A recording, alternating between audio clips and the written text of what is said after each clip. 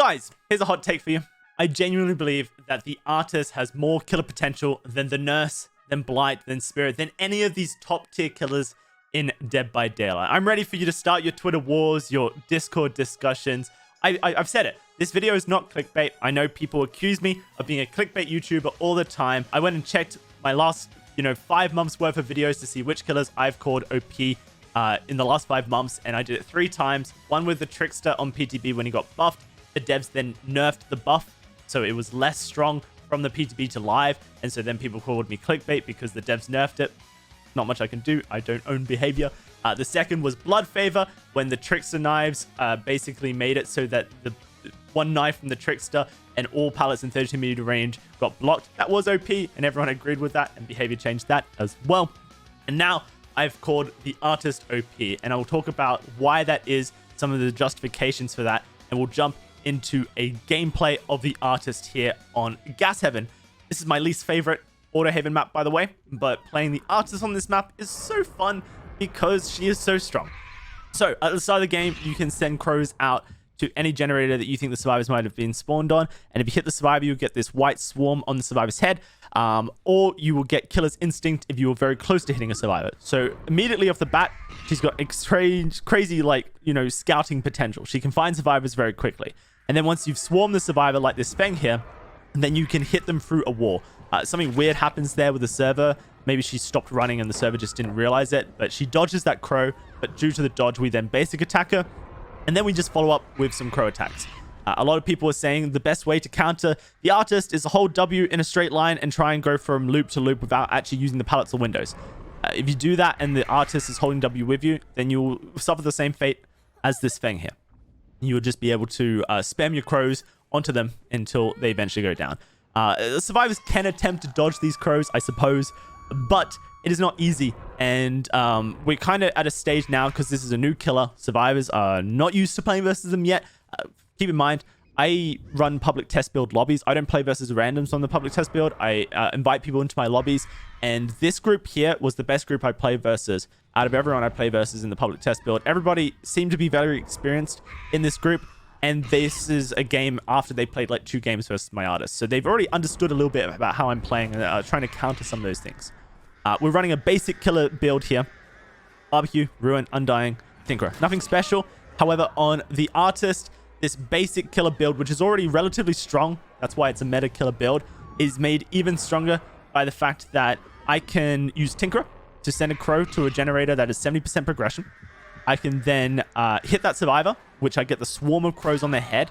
And then I know what that survivor is doing because of the swarm of crows on their head. And there's add-ons to make it so that you can actually see the aura of survivors as well when they have the swarm on them. But basically, I can hit the survivor if they stay on the generator. Or if they leave the generator, then I have a chance of hitting the survivor. But Hex Ruin is going to start regressing that generator, which means that I can, in theory, contest 4 survivors at any given time in Dead by Daylight on this killer. And I'll actually demonstrate that later in this gameplay just to prove it.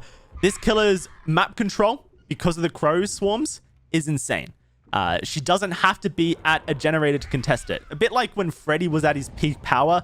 Everybody ran this build essentially on Freddy, because as soon as the generator hit Tinkerer level, then you teleported to the generator and chase the survivor off of it, and the generator would regress. But Freddy didn't have lethality in his kit. He had snares to slow down some loops. I just downed the Quinton cross map, by the way. I'm nowhere near the Quinton. I'm like maybe 100 meters away from this Quinton. I just downed him. Now, he does have a teammate next to him. He gets picked up. That doesn't matter. This is showcasing the potential of this killer. Freddy, he could teleport to a generator and contest it, but then he had to chase the survivor, and sometimes that was a slow experience. This killer doesn't need to teleport to the generator. They can stay on a survivor that they're chasing. They can even down the survivor cross range with their cross map power if they're skillful enough to do so. And there's very little counterplay that the survivors have. If you end up at a loop like this, for example, this loop here, with this pallet down, a survivor in theory can loop this pallet for a really long time. But we down the ace because he makes a mistake. We then hit the Quinton with a crow. The Feng is trying to play aggressively altruistically, which will backfire for her. But we can focus down the Quinton and basically get him out of this area. A little bit of injure, a bit of hit and run. We can then injure the Feng because she plays inside our flight path. So that's just one shot to injure rather than having to swarm her. And then we're going to down her at this pallet, which even if she vaulted quicker than she did in this instance, we would have still been able to down her because the crows would have basically kept her at the loop, locked her down. She would have even been able to hold W to get away from it, and she would have gone down eventually anyway. This killer's lethality in close range is very strong. It's something that a lot of people are not liking about this killer. To be fair, I can understand why. Let me just explain the power, because I know I haven't done that yet. I've kind of talked a lot about why this killer's strong, but not necessarily explain their power to those who still might not be getting it. So basically, you have 3 crows by default, and you'll see I place the crow down. There's this white flight path line on the ground. If a survivor is hit within that flight path, that short range, then that will be an injure and down. If the survivor is hit outside of that range, then the crows swarm around the survivor's head, and the next crow storm that hits the survivors will then injure and down. So at close range, at a pallet loop, you can set up crows to be in pallets to avoid them dropping or vaulting the pallet. You can set up the crows at the apex of a loop, which is the long point of the loop, or the short point of the loop, up to you. And if the survivor decides to loop, they're going to get hit either by the damaging portion of the crow, or at least a swarming portion of the crow. One of the two, like this Quentin here. You know, we can set up the storm before we get there. And then I'm waiting for my power to recover here, but I actually just decided to run him down.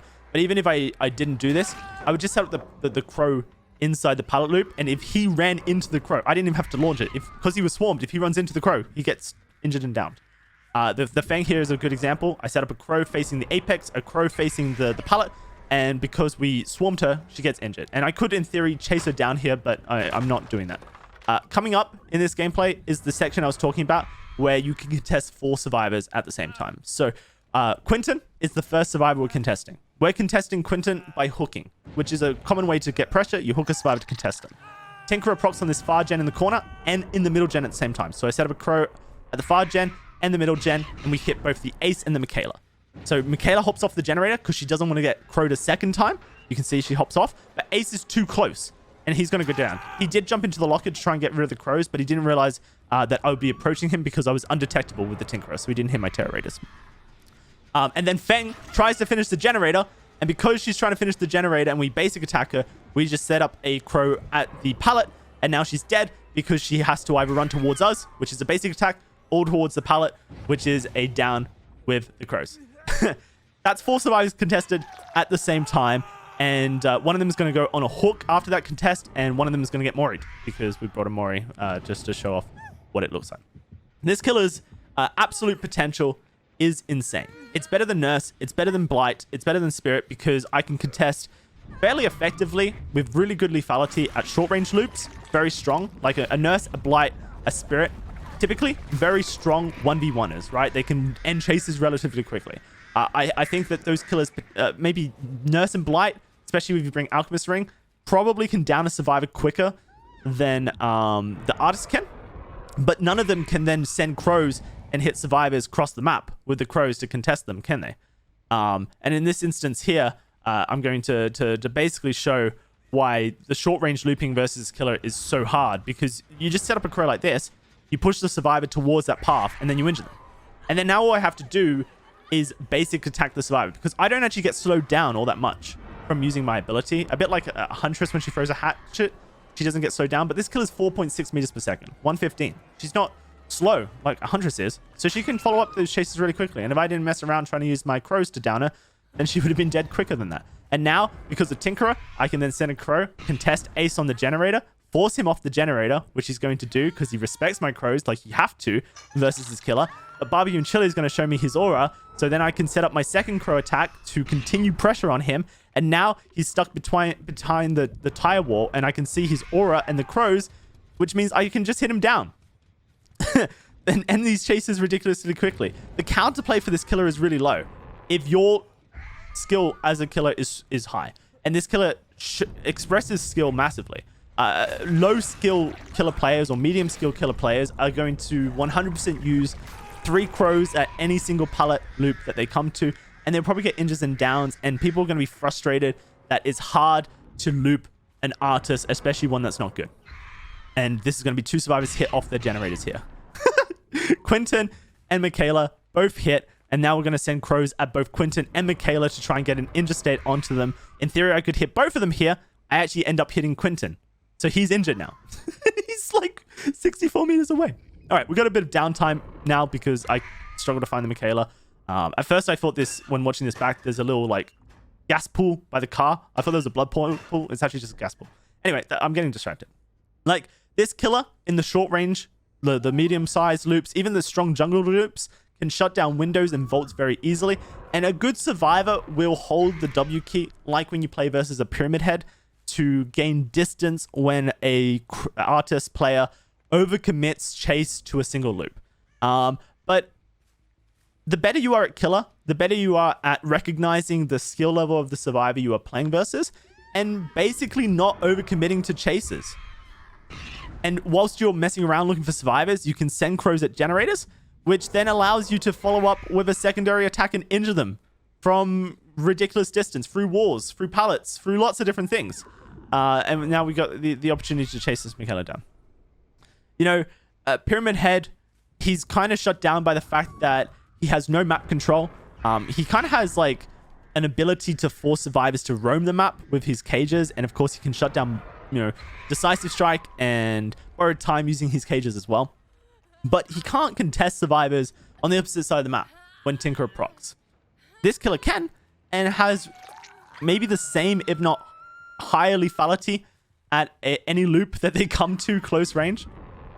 The Nurse's strength, she has relatively good ability to get around the map with her blinks, and she is extremely strong in the 1v1. This killer, extremely strong in the 1v1, maybe not as strong and consistent as Nurse, but still very strong. And they can actually just instantly contest anywhere on the map generators and push people off. If your Hex Ruin survives for a decent amount of time in the game that you're playing, like this game, for example, then this killer is going to be oppressive because she can constantly contest any of the generators on the map.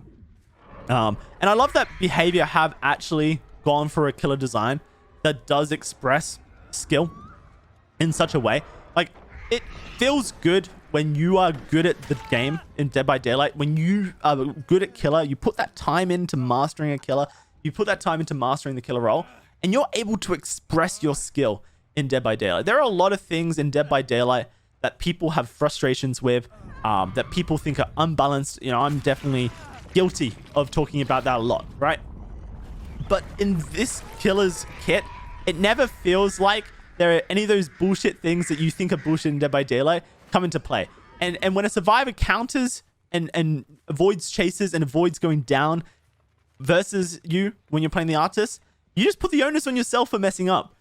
You don't put the onus on the game. It wasn't the game that made you lose. You lost because you messed up with this killer.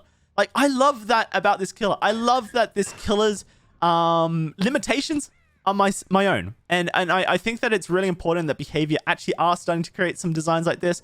Where do I think they belong on a tier list? I hate doing this, but it's going to get asked. I think that they're a minimum A tier. For what it's worth, I don't necessarily think this killer is better than Nurse or Blight.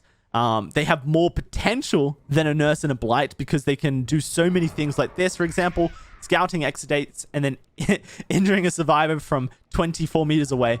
Like they can do so many things like this that is just so powerful. But I think that the survivors do have some form of counterplay in them, and that will allow them to I guess avoid long range crows. If I remember correctly, there's no global sound when a survivor when you launch the crows cross map. You can hear them coming and you can see their aura coming within a certain range, but I don't think there's a global sound. Maybe if Behavior added a global sound, this killer would be relatively balanced.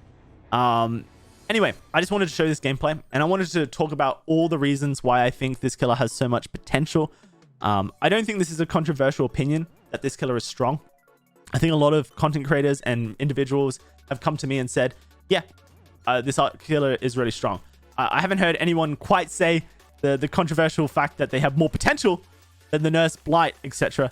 But maybe you can see it with the explanation in the gameplay I just showed you. And I'm sure there's going to be naysayers in the comment section who's like, it's PvP, these guys were trash.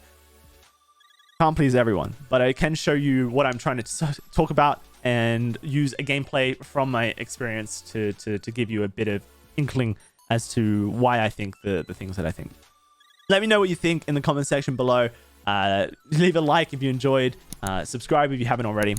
More gameplay coming soon. More hardcore, all that good stuff in Dead by Daylight. People worried that I'm leaving Dead by Daylight. I'm not leaving you guys. I love Dead by Daylight.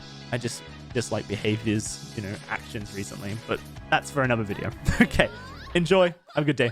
Bye-bye.